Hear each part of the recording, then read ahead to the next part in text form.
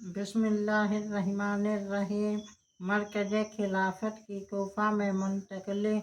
हज़रत अली अलैहिस्सलाम ने अपने दौर में तख्त खिलाफत मदीना तैयबा से मुंतकिल करके कोफा में कायम कर लिया था। इसकी वजह ये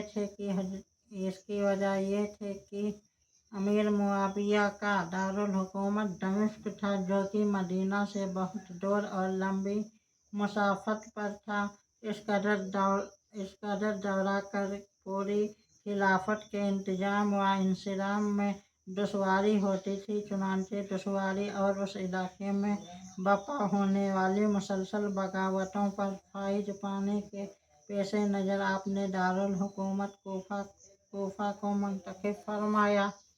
दरअन हालांकि हज्जाज और हरमैन के इलाके पर अमन थे। जब हज़रत अली अलैहिस्सलाम ने अपनी खिलाफत का मरकज़ कोफा करार दिया तो वह खुद को शियाने अली अलैहिस्सलाम, हज़रत अली अलैहिस्सलाम का गिरोह कहलाने वाले थे।